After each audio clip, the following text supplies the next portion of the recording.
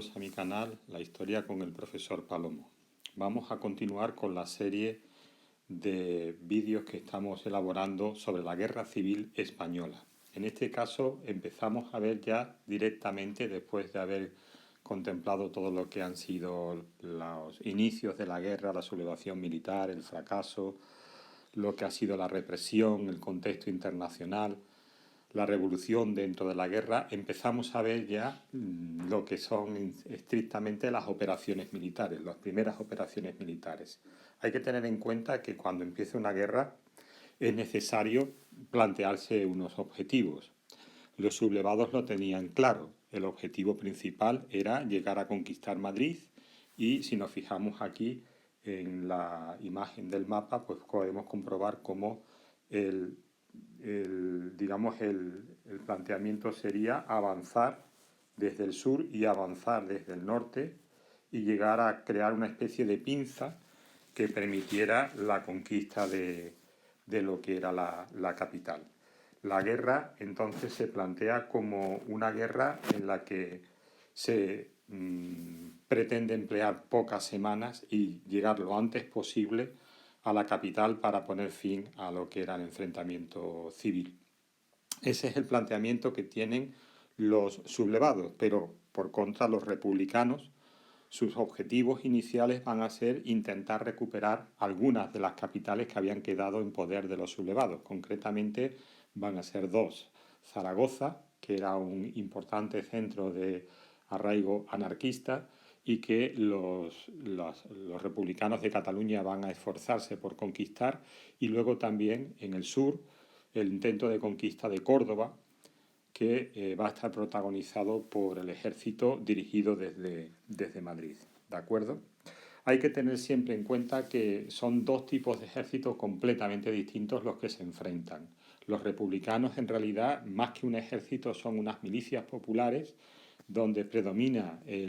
la ideología, el pensamiento anarquista que favorece un funcionamiento autónomo de cada unidad militar y una escasa coordinación, lo cual lleva también a una desunión interna. Desde muy pronto en la guerra se va a apreciar el enfrentamiento especialmente entre comunistas por un lado y anarquistas por otro, que va a debilitar, como es lógico, las posiciones republicanas. En cualquier caso, los primeros momentos de la guerra, una vez que fracasa la sublevación militar en las principales ciudades, va a ser de un enorme entusiasmo por parte del bando republicano, pensando que la guerra podía acabar de manera rápida y gracias a su enorme empuje y valentía pues sería posible triunfar sobre los militares golpistas. En este tren vemos uno de los emblemas, de los lemas que va a tener la guerra en el bando republicano: UHP, unidos hermanos proletarios, jurad sobre estas líneas, sobre estas letras, antes morir que consentir tirano. La marcha al frente se va a convertir casi en una fiesta, pero una vez ya llegados al frente, lo que van a hacer los republicanos es reproducir el modelo de guerra que ellos conocían o que hasta ese momento se había practicado, lo que es la guerra de trincheras. Los ejércitos se excavan zanjas bajo tierra y se introducen en esas zanjas y van a permanecer casi todo el tiempo inactivos, y buena parte del frente de Aragón va a evidenciar además la falta de logística del bando republicano, con faltas de munición y de armas. Testigo de esta situación va a ser un testigo excepcional el escritor George Orwell, que con su libro Homenaje a Cataluña pues va a relatar en buena parte lo que es la situación real del frente, la escasez de munición, el desinterés del gobierno republicano por, digamos, apoyar a las milicias anarquistas, temerosas de que estas milicias pudieran arrebatarle el poder. Es cierto que hay inventiva, que se empiezan a crear los primeros blindados, los primeros vehículos acorazados para poder luchar en el frente, pero esto va a ser totalmente ineficaz. Al final, todos los avances e intentos de las milicias de conquistar las ciudades aragonesas de Huesca, de Zaragoza y de Teruel van a ser un completo y absoluto fracaso. No van a conseguir avanzar debido a falta de recursos y también a lo ineficaz de su estrategia muy tradicional. Por contra, y a diferencia de los fracasos republicanos, nos vamos a encontrar con que en principio el general Mola va a tener éxito en lo que son sus avances hacia el País Vasco. Recordemos que Vitoria había quedado en manos de los sublevados y que se mantenía en poder de los republicanos tanto San Sebastián como Bilbao. Pero aquí va a ser clave lo que es la conquista de Irún, porque va a representar el final, o sea, el bloqueo de todo lo que es la cornisa cantábrica, el cierre de la frontera francesa, que a partir de muy pronto va a quedar en manos, de los primeros días de septiembre, en manos de los sublevados, lo cual condicionará todo lo que es la Guerra del Norte, especialmente en lo que va a ser el año 37. La caída de Irún pues representa también la muerte de sus defensores. Gran parte de los milicianos van a quedar completamente aniquilados y al poco de caer Irún pues también será el turno de San Sebastián, con lo cual el País Vasco prácticamente quedará reducido al territorio de Vizcaya, que aparentemente sería fácil, pero luego veremos cómo en el año 37 va a ser muy complicado la conquista del territorio vasco. ¿Quiénes dirigen o quiénes forman parte de este ejército sublevado? Pues fundamentalmente son milicias carlistas ultraconservadoras, católicas, que se afanan por avanzar y conquistar los territorios del norte. Otro frente de batalla en los primeros meses de guerra va a ser Andalucía. Aquí el ejército republicano va a intentar recuperar Córdoba. El general Miaja, al mando de un ejército mixto de soldados y de milicianos, intentará recuperar la capital andaluza sin éxito. En esa batalla va a ser significativo las fotos de un importante fotógrafo internacional, Robert Capa, y la imagen del miliciano cayendo en Cerro Muriano se va a convertir en fetiche de lo que será la guerra. Por otra parte, una vez fracasado el intento de recuperación de la ciudad andaluza de Córdoba, el general Franco, ya posicionado en Sevilla, va a iniciar lo que es el avance hacia el norte para crear esa pinza que hemos dicho al principio de conquista de Madrid. Hay que tener en cuenta que este ejército de Franco sería impensable que pudiera estar en la península sin el puente aéreo que le van a suministrar los aviones alemanes e italianos que van a trasladar a todas las tropas del norte de África, a los regulares y a los legionarios en muy pocos días hasta Sevilla y Jerez de la Frontera. Aquí vemos las imágenes de lo que son las primeras tropas embarcadas en los aviones y cómo esas tropas luego se van a dirigir en orden y comandados por el general Yagüe van a ir avanzando por todo lo que es lo que llamamos hoy la Ruta de la Plata. Es interesante que en su avance van a ir dejando un reguero de muertes, puesto que los milicianos van a ser incapaces de detener este avance de los regulares y el ejército de Franco se va a comportar como un ejército colonial, destruyendo y asesinando a su paso a cualquiera que se oponga a su avance. Vemos cómo en su planteamiento el avance pegado a la frontera de Portugal permitía a Franco llevar siempre una ala cubierta de un posible contraataque republicano y su avance va a ir directo hacia Mérida y luego un pequeño desvío hacia Badajoz. Es importante que el avance de Franco va dejando una serie de víctimas a su alrededor, pero también va incrementando lo que es su prestigio dentro de lo que es el bando sublevado. Máxime cuando el general Mola, que inicialmente había conseguido algunos éxitos en el País Vasco, sin embargo, va a fracasar en su intento de conquistar Madrid desde el norte, desde la sierra de Guadarrama y Somosierra. En este sentido, hay un momento clave en la guerra que va a ser el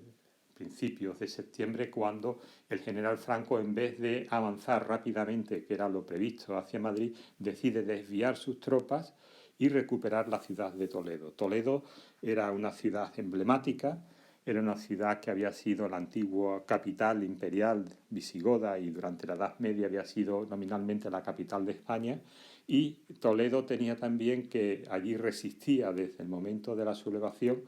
resistía el coronel Moscardó con unos cuantos de soldados, de cadetes de la Academia Militar en lo que era el Alcázar. Los republicanos se habían empeñado en dinamitar y en destruir lo que era ese, digamos, emblema de la sublevación, que era el Alcázar militar, pero habían fracasado. Incluso mineros de Asturias habían intentado dinamitar el edificio sin éxito. Franco se desvía, sabe que pierde tiempo, sabe que da tiempo a que los republicanos puedan organizar la resistencia de Madrid, pero minimiza el coste y sobre todo maximiza la ventaja de prestigio que supone recuperar Toledo y salvar al coronel Moscardó de ser aniquilado por los republicanos. En este sentido, el general Franco actúa como un verdadero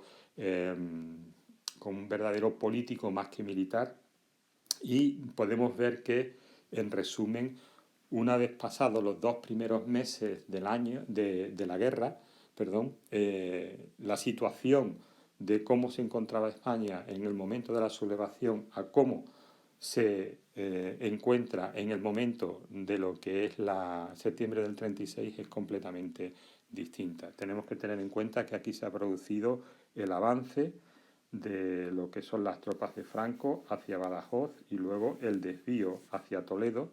y Mola solamente ha conseguido conquistar San Sebastián e Irún y fracasa en su intento de conquistar Madrid. ¿De acuerdo? Entonces, a nivel político, que es quizás también muy significativo en los primeros momentos, si había sido inicialmente el proyecto de los sublevados el crear un gobierno, una junta militar, donde Sanjurjo ocupara la presidencia, el accidente aéreo que produce la muerte de Sanjurjo provoca que tenga que ser una junta que se va a llamar de Defensa Nacional, donde todos los militares que sean sublevados van a tener el mismo rango, la misma importancia y el mismo poder. De tal manera que ni Mola, ni Franco, ni Queipo de Llano van a tener más poder uno que otros, y dado que es un gobierno de iguales, el que va a presidir la Junta por antigüedad y por edad, pues va a ser el general Cabanellas. Eso es así, esto se crea en julio del 36 y va a ser así hasta el 1 de octubre, justo cuando, después del éxito de Toledo, del avance incuestionable del general Franco, del apoyo internacional que Franco está recibiendo por parte de Hitler y de Mussolini, eso hace que el 1 de octubre, reunida la Junta, decida autodisolverse y entregar el mando único de todo el esfuerzo militar, de todas las tropas sublevadas, al general Franco. Son conscientes los militares de que para tener éxito en una guerra hace falta una coordinación y que solo uno sea el que tome las decisiones, y en este caso la mayoría se va a inclinar en apoyar a Franco para que sea el que dirija el esfuerzo de guerra. En ese sentido, Franco se va a auxiliar de una junta técnica del Estado, es decir, de una serie de peritos, de personas que van a facilitarle su gestión, pero siempre él será el que tome las decisiones. De tal manera que en la práctica se va a convertir en un gobierno antidemocrático y represivo. Por otra parte, en la zona opuesta, en la zona republicana, pues los primeros intentos de negociación habían fracasado y habían dado paso, el mismo día 18-19, a la formación del gobierno de José Giral, un gobierno de republicanos de izquierdas que había entregado las armas a la población civil para que frenara el golpe, pero que prácticamente había sido ineficaz en dirigir lo que es el esfuerzo de guerra, y todos los fracasos en el frente de Aragón y en el frente de Andalucía y Extremadura pues hacen que llegue un momento en que sea prácticamente inútil mantener un gobierno que no es respetado por la mayor parte de las milicias, cuyos órganos de gobierno pues van a ser paralelos a lo que es el gobierno del Estado. En ese sentido, el 5 de septiembre, los republicanos, conscientes de que necesitan sumar esfuerzos y defender Madrid, deciden crear un gobierno de sindicatos y partidos obreros y ponen a su cabeza al político de izquierda socialista más prestigioso. Francisco Largo Caballero empieza a gobernar el 5 de septiembre y con él pues tiene auge, digamos, lo que son las milicias las milicias socialistas, comunistas y sobre todo anarquistas. De hecho, dentro de su gobierno pues, van a participar destacados líderes del anarquismo. 4 ministros de ese gobierno serán anarquistas. ¿De acuerdo? Y hasta aquí lo que es este vídeo sobre lo que son los primeros combates, los primeros enfrentamientos de la guerra. Espero que os haya gustado. Si es así, darle a like. Y también, si no lo habéis hecho, suscribiros a mi canal. Hasta el próximo vídeo.